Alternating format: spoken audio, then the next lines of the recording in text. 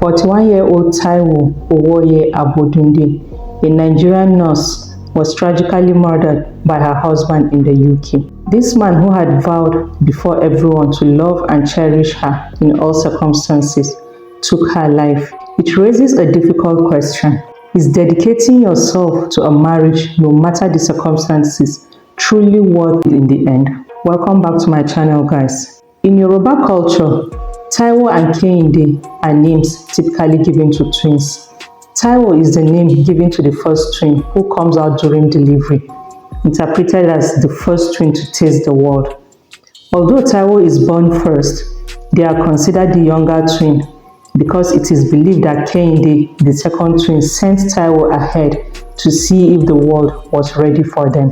So Taiwo was a twin born on August 7th, 1982 in Ekiti State. She and her husband, David Abodunde, had been married for 17 years and had 3 adorable boys. Taiwo shared a very close bond with her children and worked tirelessly to provide a good future for her family. Unfortunately, her marriage was plagued by domestic abuse. Her husband would physically abuse her at the slightest provocation. You see, Taiwo worked as an ophthalmic nurse in a hospital in Nigeria. She earned a decent salary. Nurses are well paid in Nigeria. Her husband, on the other hand, is some sort of engineer. And trust me, in Nigeria, when you say you're an engineer, it translates to struggling to find steady work. You jump from one work to another. So Taiwo was basically the primary breadwinner of the family, which might have threatened David. In an attempt to assert his dominance, in a bid to save face and avoid feeling weak, he used physical violence against her whenever he had the chance, and Taiwo endured it. So what does that really say about him? Fast forward, the couple decided to seek better opportunities abroad, specifically in the UK. Moving to England was a dream come true for Taiwo. She hoped it would mark the beginning of a new era for her family, both financially and in her marriage. With UK's strict laws against domestic abuse, she believed the new environment would put an end to the violence she had endured in Nigeria. In Nigeria, you beat your wife, you can get away with it, but in the UK, they have zero tolerance for domestic abuse or any form of abuse at all. They agreed that Taiwo, with her stronger qualifications, should go first to get settled, and that was exactly what she did. Upon arriving, she secured a job as a care home assistant at Cambridge Manor Care Home, which provides dementia care and residential and respite care. Taiwo found them an apartment and navigated the challenges of settling in a new country, which is no small feat for an immigrant. She worked hard to pave the way for her family's arrival, enduring significant stress in the process. A few months later, Taiwo successfully obtained visas for her family to join her in the UK. Unfortunately, her hopes for a peaceful marriage were soon dashed as the abuse resumed and even worsened. Despite working long hours to provide for her family, she faced verbal and physical abuse at home each day. The couple frequently clashed over alleged affairs and arguments about bills. As an engineer without specialized skills, her husband struggled to find work in his field and ended up taking shifts at Tesco and Wickes. His jealousy and suspicions grew, leading to more accusations of Taiwo having affairs. He had been investigated by the police multiple times for domestic violence incidents. On November 27, 2023, things escalated. David brutally assaulted Taiwo again, and this time, she called the police. When they arrived at the couple's new market home, they found Taiwo with a split lip and promptly arrested David. They also arranged to visit her the next day to gather more evidence about the assault. David was jailed for a few hours, but was released that evening, likely due to, maybe insufficient evidence to hold him overnight. The police ordered him to stay away from the house and the family, but he ignored this warning as soon as he left the station. Despite the bail conditions prohibiting him from returning to the property, the next morning, after working a night shift at Tesco, he arrived at their home around 9 a.m., claiming he needed to retrieve his mobile phone, which he had left there the previous day. Taiwo, who had also been working overnight, returned home around 9:12 a.m. and was likely shocked to find her husband there. They probably had a confrontation, and David's rage and bruised ego took over.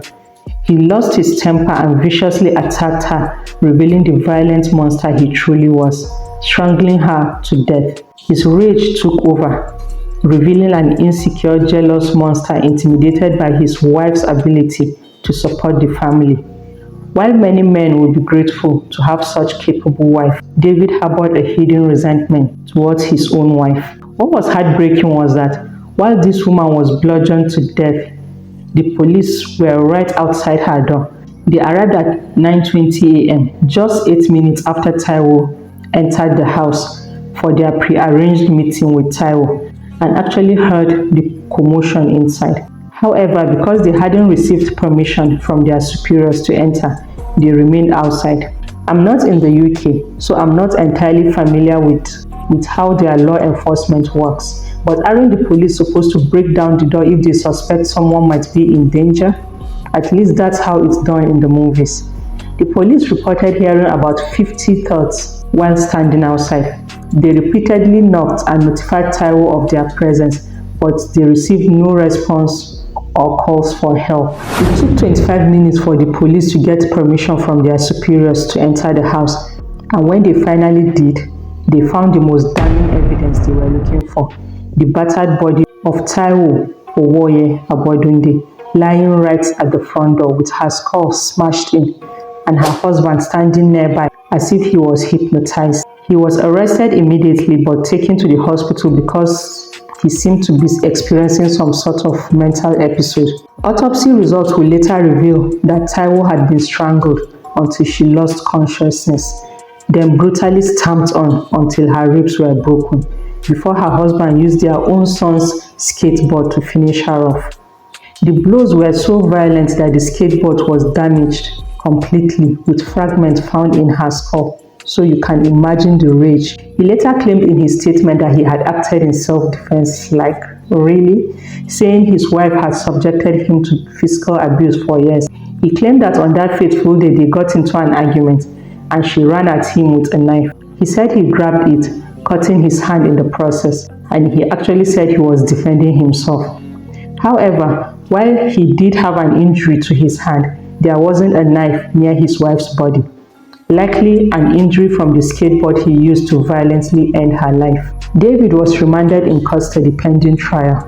On Thursday, April 25th, 2024, he was due to go on trial for murder, but he changed his plea to guilty after the jury had been sworn in. The judge warned him that the only possible sentence for a guilty plea was life imprisonment.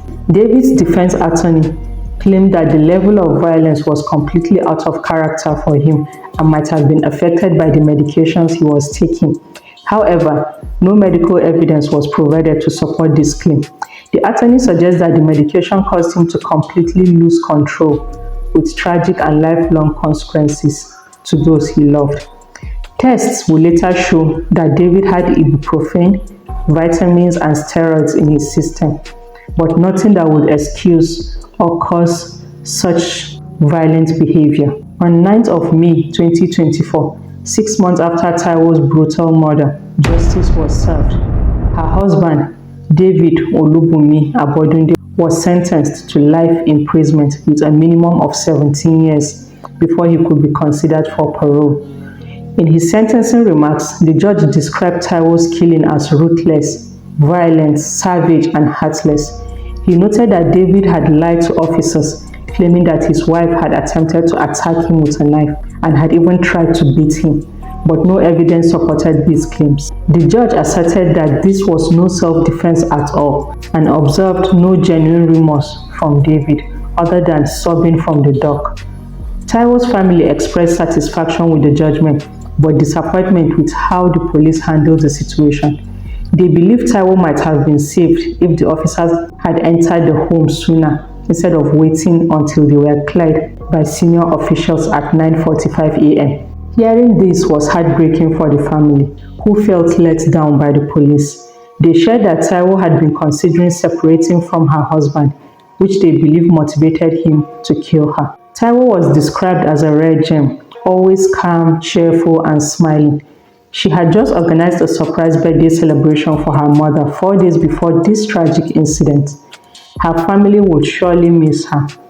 Our thoughts remain with Taiwo's loved ones, hoping this outcome brings some comfort to them. Meanwhile, the officers involved are under investigation for potential breaches of police standards and professional behavior regarding how they handled the incident. The head of external affairs at the Women's Aid said to stop more tragic murders like Taiwo's, the police need to improve how they understand and handle domestic abuse. Officers should always take strong action against abusers and protect the victims. So what do you think about this case? Please leave your thoughts in the comment section. What do you think can be done to help people like Taiwo who endure abuse for years before it's too late? We've covered something like this before on this channel with the gospel singer Osinachi. You can find the video link in the description. If you are in an abusive relationship, please remember it's better to walk away and be alive for your kids than to stay and risk your life. Your safety and well-being are paramount. And hey guys, we reached 100 subscribers. Thank you so much. Know that I appreciate each and every one of you. See you in my next video. Take care of your loved ones and stay safe out there. Thanks for watching guys. Bye.